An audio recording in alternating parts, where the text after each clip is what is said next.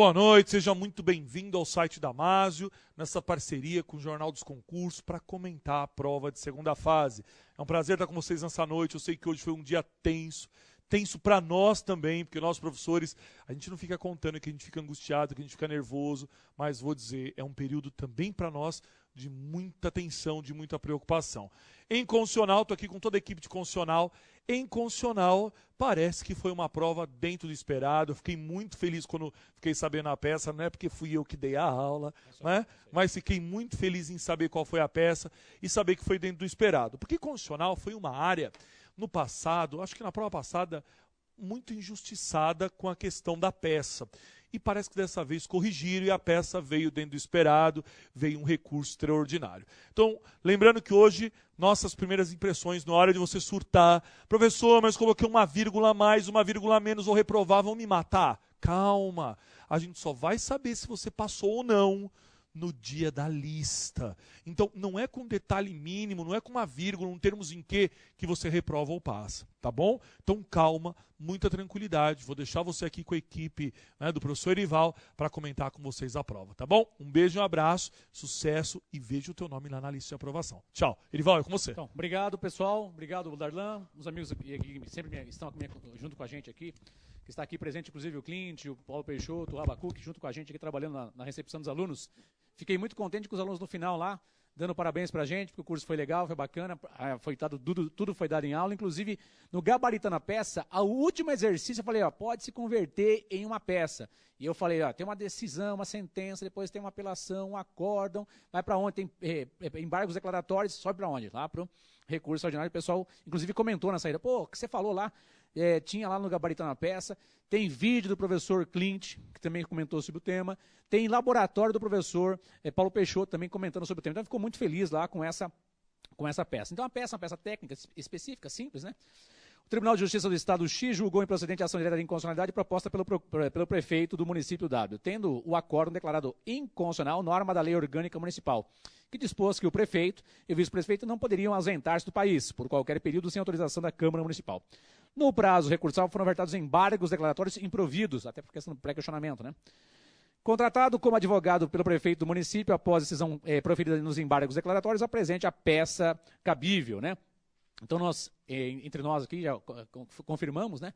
Trata-se de um recurso extraordinário, fundamento artigo 102, inciso 3º, alíneas A e C, as duas seriam compatíveis, e precisava constar lá as alíneas A e C. Exigência que você fizesse peça de interposição e razões no recurso extraordinário, né? Falar da tempestividade, do pré-questionamento da matéria, da repercussão geral, era muito importante você colocar lá. No nosso livro de prática, você que fez o curso com a gente, nós comentamos para você ver as peças anteriores, inclusive caiu como peça, há pouco tempo atrás, o recurso extraordinário. E aquele aperto que nós demos lá no examinador, na prova anterior, olha, faça uma prova constitucional, uma peça constitucional, ele acabou fazendo. Por quê? As questões dentro daquilo que era esperado por nós, e também essa questão mais importante da peça, uma peça estritamente constitucional. Ai, professor, eu fiz especial, fiz apelação, fiz agravo, fiz a DPF, fiz mandado de segurança. Se você errou a peça, paciência, vão ter que recorrer. A peça, tecnicamente, é um recurso ordinário. Você que fez peça diversa, não estressa, já procure você os seus argumentos para fins de recurso, a equipe de constitucional vai estar aqui para fins de recurso, professor, eu acertei a peça, mas fui reprovado. A gente vai estar junto com vocês aqui para auxiliar no seu recurso, como sempre foi feito. Aqui pelo Facebook, da equipe de constitucional, pelo Twitter, a gente vai sempre junto com vocês aí, porque aqui na alegria e no recurso. Essa peça, nós temos aí, se você quiser checar comigo, lá na página 200 e alguma coisa, deixa eu só localizar aqui no livro de prática, nós temos uma peça, isso é 259, deixa eu ver aqui. Qual que é a página? 290 e pouco, né? Nós temos aí no livro de prática o recurso extraordinário para você seguir junto comigo, se você está com o livro de prática aí, se você não lembra da peça que você fez. É isso mesmo, 295, né? Então tem lá, nós temos uma peça de interposição, que seria endereçada ao presidente do Tribunal de Justiça, excelentíssimo senhor doutor desembargador, presidente do Tribunal de Justiça, aquele espacinho lá de 5 linhas, você fazer os dados do processo, recorrente, recorrido, em face de quem você está recorrendo, o nome do recorrente, qualificação nos autos, que já existem, né, filho? E por seu advogado vem apresentar, né, ou propor, ou interpor, que seria o verbo mais adequado, né? Recurso extraordinário, fundamento artigo 102, inciso 3º, alíneas A e C, ou se você colocou só a linha C, tá bom também. da Constituição Federal, 541 e seguintes do Código de Processo Civil, do jeito que nós colocamos no nosso livro, e Lei 8.038/90. Interpor o recurso extraordinário, né, filho? E, em face da respeitável acórdão, né, proferido na instância inferior, X, que negou o provimento ao recurso, no nosso caso, que prejudicou, né, a admissão da inconstitucionalidade na instância inferior, né, filho? Requer que seja recebido e processado o presente recurso, né, para intimar outra parte para fins de contrarrazões. Quem colocaria na outra parte? Podia colocar a Câmara Municipal, por exemplo, né? No polo passivo, aquela pessoa que negou a inconstitucionalidade, X. E depois, por fim, requer a juntada de custas de preparo, termos em que pede deferimento, local e data, tal. Isso na peça de interposição. Nas razões, aquela saudação para o tribunal, né? Então, dados do processo, recorrente e recorrido, saudação à igreja, tribunal, colendo da Câmara, né? Colendo da turma, né? No caso aí, que é o Supremo Tribunal Federal. Nome do recorrente, né? Um breve resumo do processo, um breve relato do processo. Depois tem lá, preliminarmente, da repercussão geral que você vai fazer com base lá no 543A, 543B do Código de Processo Civil, ok? Depois, do cabimento do recurso, você justificar por que você está interpondo o recurso ordinário. Eu tenho uma decisão de um tribunal, uma contrariedade à Constituição, já houve o pré-questionamento da matéria com os embargos declaratórios, ok? E você vai fazer o recurso subir para ter o acolhimento. Pré-questionamento, o recurso é interposto tempestivamente, para você não ter problema no caso. Você deveria alegar, querendo, né? Deixa eu ver aqui, sem correr muito. Artigo 49, inciso 3º.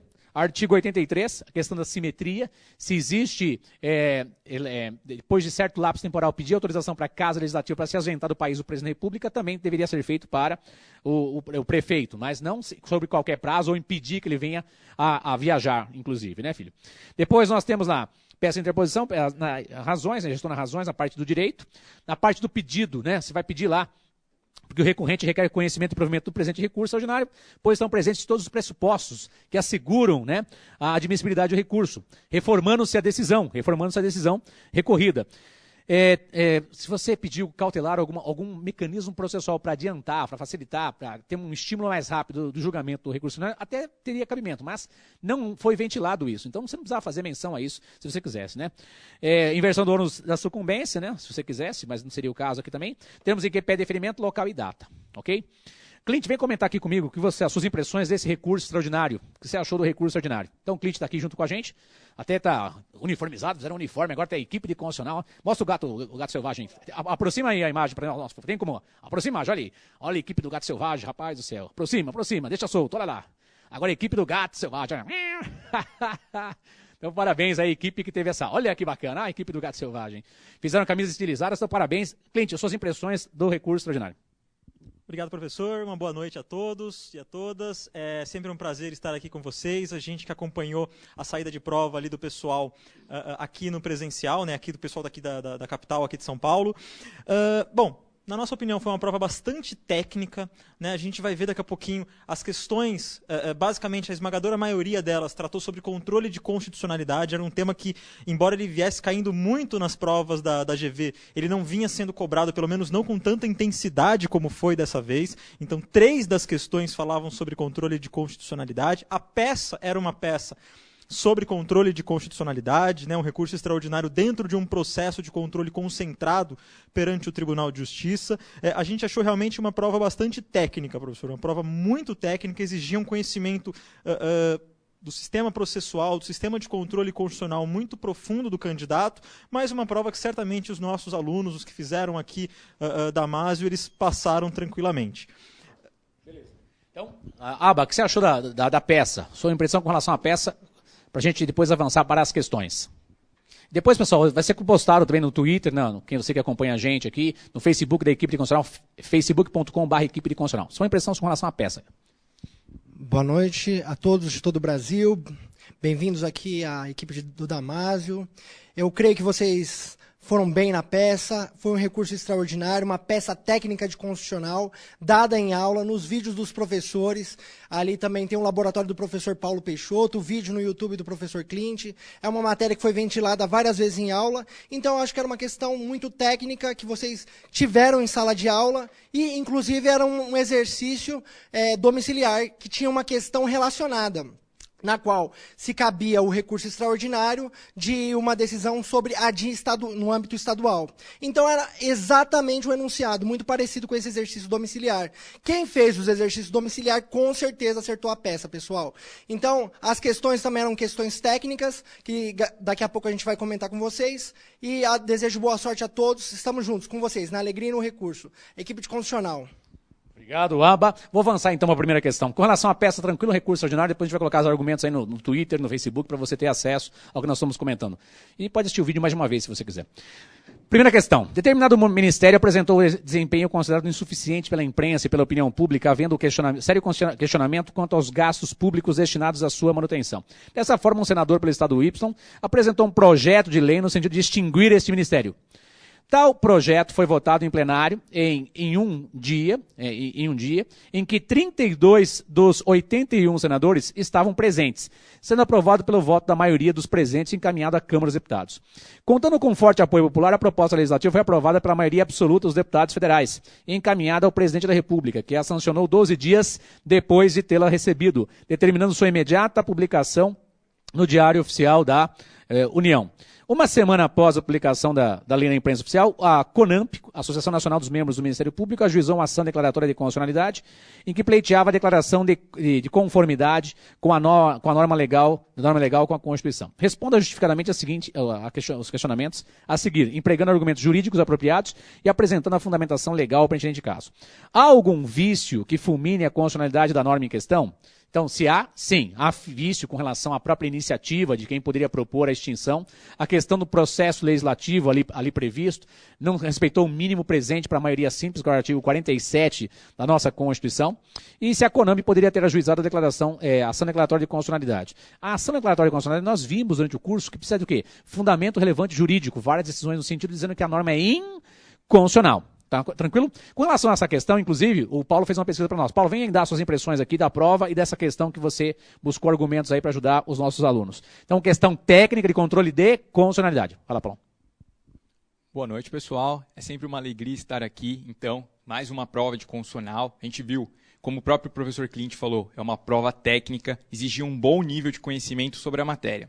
Com relação a essa questão número 1, ele discorreu todo esse enunciado e você tinha que analisar a questão do procedimento, da lei que estava sendo votada aqui. Em primeiro lugar, ele dizia que foi um senador que teve a iniciativa desse projeto de lei. Bom, aí você tem que lembrar que, na verdade, esse tipo de projeto de lei que envolve a questão de criação, extinção de ministério, de um órgão público, cabe à iniciativa do presidente da República. É o presidente da República, então, com fundamento no artigo 61, parágrafo 1º, o presidente da República, então, ele tem um projeto de iniciativa, ele que vai começar aquela lei, o trâmite daquele projeto. Então, já teríamos um vício aqui. Por quê? Começou pelo senador, não poderia. Era o presidente da República que deveria ter iniciado, então. Depois, um outro detalhe é com relação à aprovação. Ele dizia aqui que foi votado no plenário por 32 senadores, de 81. Não podia. Por quê? Nós temos que lembrar que para o início de uma aprovação de lei, deve ter, no mínimo, a maioria absoluta. A maioria absoluta para depois ser votado pela maioria relativa, conforme o artigo 47 da nossa Constituição. Então, tínhamos aqui mais um vício. Além da iniciativa, a questão do início, da votação. Não poderia também. E com relação ao item B, que ele falava da CONAMP, se podia ajuizar uma ação declaratória de constitucionalidade, além dessa questão que o professor Erival aqui muito bem pontuou sobre a controvérsia judicial que deve envolver a ação declaratória, nós temos também que perceber que a associação aqui, a CONAMP, ela estaria dentro daqueles legitimados especiais, que o artigo 103, lá no inciso 9º da Constituição, estabelece. Mas aqui teria aquele detalhe, como é legislado especial, deve prever a questão da pertinência temática. Lembra? Demonstrar que a instituição, na verdade, o objetivo institucional daquele legitimado está relacionado com o caso. E aqui a gente pensa, uma associação dos membros do Ministério Público estariam relacionados com a criação de um ministério? Ele não disse que tipo de ministério é. Ele disse que é um ministério que estava tendo um pouco de desempenho. Então, acreditamos que, na verdade, não teria ela por que ajuizar uma ação declaratória de constitucionalidade por conta da pertinência temática. Ela não teria que discutir, então, esse tema, porque não está relacionado. Ela não consegue demonstrar. Então, acreditamos que no gabarito vai vir que não poderia ajuizar primeiro por conta dessa controvérsia e também por conta da pertinência temática que não teria sido demonstrada. Ok? Então, essas são as considerações aqui da primeira questão. Espero que você tenha acertado, procurado fundamentar com bastante, explicar de forma bem objetiva para conseguir a pontuação. Ok? Então, passo a palavra aqui ao professor Erival novamente. Obrigado, Paulão. Então é o seguinte, pessoal, de modo bem sintético, não se esqueça. São primeiras impressões que podem ser modificadas de acordo com a própria pesquisa que nós vamos aprofundar. Mas, aparentemente, existe inconstitucionalidade formal com relação à quantidade, à pessoa que deu início, ok? Seria alguém do executivo, não alguém do legislativo. Formal também por conta da questão da ausência de votos necessários para fins de concretização da votação, ok? A questão da CONAMP, pode até pesquisar, a CONAMP, né? Pesquisar se já houve decisões sobre o tema dessa associação. A questão da pertinência temática deveria ter sido demonstrada e a questão da ação declaratória de constitucionalidade, lembrando, só lei federal inconstitucional e reiterar as decisões judiciais dizendo que a lei é inconstitucional. Só lei federal inconstitucional, um julgamento em várias decisões judiciais inconstitucionais, ok? Agora nós vamos ver a segunda questão, né? Depois disso a gente vai colocar esses argumentos no Twitter, no Face, até discutir para vocês, para ajudar vocês. A segunda questão diz assim: lei do Estado Y, editada em abril de 2012, com base no artigo 215, parágrafo 1º da Constituição da República, regulamenta a chamada rinha de galo, prática popular em que dois galos se enfrentam em lutas e espectadores apostam no galo que acreditam ser o vencedor. Isso é contravenção penal, diga-se passagem, né, filho? Comumente, os dois galos saem com muitos ferimentos de contenda e não raras vezes algum animal morre ou adquire sequelas permanentes que recomendem seu abate imediato. A Associação Comercial do Estado Y a Associação Comercial do Estado Y ajuiza a ação direta de inconstitucionalidade no Supremo Tribunal Federal em que pleiteia a declaração de inconstitucionalidade referida à lei. Da lei estadual, né? Em defesa da norma, parlamentar que votou pela sua aprovação diz, em entrevista a uma rádio local, que a prática da conhecida briga de galos é comum em várias localidades rurais do Estado Y, ocorrendo há várias gerações. Além do mais, animais, especialmente aves, são abatidos diariamente para servir de alimento, o que não ocorreria com as aves destinadas às rinhas. Responda justificadamente aos questionamentos a seguir, empregando os argumentos jurídicos apropriados e apresentando a fundamentação legal pertinente ao caso. A linha A, questão A. Quanto ao mérito pedido, é cabível a declaração de inconstitucionalidade da lei do Estado Y, que regulamenta a chamada rinha de galo? Se nós pensarmos do ponto de vista penal, lei estadual não pode versar sobre direito penal, a não ser ser autorizado pela Constituição. Então, tecnicamente, já existe uma inconstitucionalidade com relação ao tema. Agora, se fosse para proteger os galos, obviamente, questão ambiental até poderia, por que não? A regularidade na legitimidade ativa da ação, isso já caiu em prova, né? A Associação Comercial do Estado é uma entidade privada estadual e não tem caráter nacional, então faltaria legitimidade para a propositura, porque nós vimos isso em várias aulas, inclusive no artigo 103 da Constituição, estão legitimados para propor ação direta de inconstitucionalidade de uma lei estadual afrontando a Constituição Federal. O Clint comentou, buscou argumentos da questão número 2, né? Quais são as suas impressões aí da questão número 2, Clint? Bom, professor, essa questão número 2, ela tratava, então, ali da chamada rinha de galo. Nos parece que o principal fundamento da sua questão número 2 é a proteção ao meio ambiente, tá? Isso está no artigo 225, parágrafo 1º, inciso 7º da Constituição, que veda a prática de crueldade contra animais. Lembra que a proteção ambiental é de competência legislativa concorrente da União, dos Estados e do Distrito Federal. Isso está lá no artigo 24 da Constituição. Então, a proteção ambiental está lá no 225, parágrafo 1º, inciso 7º. Veja também que é crime a rinha de galo por conta do artigo 32 da Lei de Crimes Ambientais, a Lei 9.605 de 98. Então, essa lei ela é inconstitucional porque ela permite uma prática de crueldade contra animais. Além disso, ainda se não fosse por conta disso, entra aquilo que o professor falou no começo.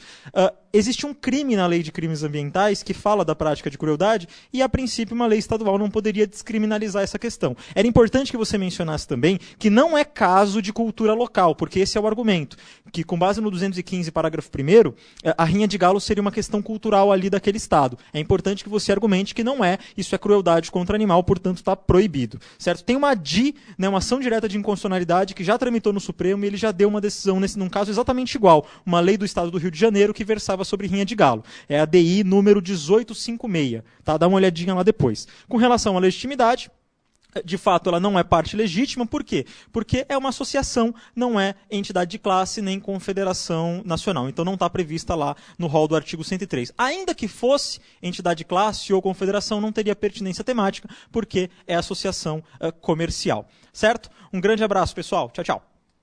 Obrigado, Clint. Questão número 3. Proposta de emenda constitucional, a proposta de emenda constitucional apresentada por cerca de 10% dos deputados federais, cujo teor é criar novo dispositivo constitucional que determine a submissão de todas as decisões do Supremo Tribunal Federal no controle abstrato de normas ao crivo do Congresso Nacional, de modo que a decisão do tribunal somente produziria efeito após a aprovação da maioria absoluta dos membros do Congresso Nacional em sessão unicameral. A proposta é discutida e votada em 2 casas do Congresso Nacional, onde recebe a aprovação da maioria absoluta dos deputados e senadores nos 2 turnos de votação. Encaminhada para o presidente da República, este resolve sancionar a proposta, publicando a nova emenda no Diário Oficial. Com 5 dias após a publicação da emenda constitucional, a mesa da Câmara dos Deputados apresenta perante o Supremo Tribunal Federal ação declaratória de constitucionalidade, em que pede a declaração de constitucionalidade desta emenda com eficácia erga omnes e efeito vinculante. A partir da hipótese apresentada, responda justificadamente aos questionamentos a seguir, empregando os argumentos jurídicos apropriados e apresentando a fundamentação legal pertinente ao caso. Há inconstitucionalidades materiais e formais na questão? Óbvio que sim, tem lá. Tem que ser 1/3 para apresentar, foi só 10%, que seria 33%. A questão da maioria absoluta seria a maioria qualificada de 3/5. A questão da separação dos poderes, né? Então tem formal e tem material. Formal com relação ao formalismo, material com relação ao direito, né? A ação declaratória de constitucionalidade poderia ter sido conhecida pelo Supremo Tribunal Federal. A ação declaratória de constitucionalidade, eu acabei de falar, tem que ter relevante entendimento de contundência jurídica, né? Fruto de relevante controvérsia judicial. Em 5 dias não dá para ter relevante controvérsia judicial. Quem trabalhou aqui, questão número 3, aba, então rapidamente aba, temos poucos minutos aí. Seus comentários com relação a essa questão, depois a gente vai colocar no Facebook e no Twitter. Boa noite a todos novamente. Essa era uma questão muito técnica e muito precisa, e você teria que trabalhar basicamente na primeira parte o artigo 60 da Constituição, o artigo que trata da emenda constitucional. O primeiro ponto, sobre as inconstitucionalidades formais, você deveria mencionar, primeiro, o inciso o primeiro do caput, que diz o seguinte, que 1/3 dos deputados podem propor emenda constitucional. Então, 10% não corresponde a 1/3. Então, aqui primeiro seria a questão da propositura. Eles não poderiam propor essa emenda constitucional. Segundo passo, o parágrafo 2º diz que o quórum para aprovação da emenda constitucional não é a maioria absoluta, mas 3/5 de votação nos 2 turnos nas 2 casas. Então, aqui também seria uma inconstitucionalidade formal. Terceiro, a publicação, a promulgação da emenda constitucional seria pela mesa conjunta, pela mesa da Câmara e pela mesa do Senado. Aqui houve um erro, inclusive, de procedimento. Qual foi? Que a emenda constitucional foi promulgada e sancionada pelo presidente, o que inexiste dentro do ordenamento jurídico, ou seja, a norma sequer existiria. No segundo ponto, item B, que é sobre o cabimento e o conhecimento da ADC, você deveria responder que não. Primeiro, por quê? Porque, como o professor Erival já disse, no artigo 14, inciso 3º da Lei 9868 de 99, exige como um requisito essencial para a propositura da ADC a relevante controvérsia judicial sobre a aplicação da norma objeto da ADC.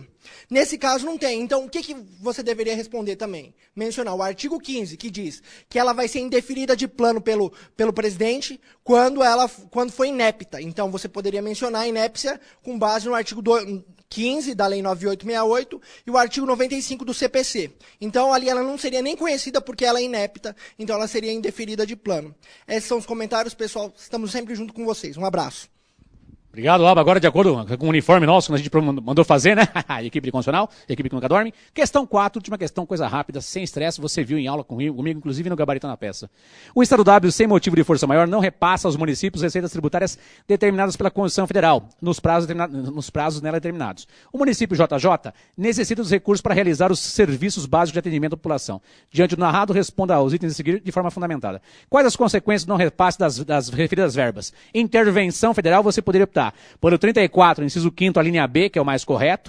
Nesse caso, intervenção de ofício, o presidente ouve os conselhos da República de Defesa Nacional, depois ele decreta, submete esse decreto à confirmação do Congresso Nacional. Então seria artigo 34, inciso 5º, a linha B, artigo 49, inciso 9º, Congresso confirmando o decreto presidencial, e o decreto presidencial, artigo 84, inciso 10. Se você optasse também se fosse uma intervenção federal por violação do princípio constitucional sensível, porque isso afetar a autonomia municipal, seria artigo 36, inciso 3º, o presidente da República também decreta a intervenção federal e, obviamente, você teria aqui, nesse caso, se fosse violação do princípio constitucional sensível, o PGR propõe a DIN no STF, o STF manda realizar a intervenção, ok? Esses argumentos nós vamos colocar depois também no Facebook da equipe de constitucional, vamos twittar para vocês, e a gente aqui está na alegria e no recurso, beleza?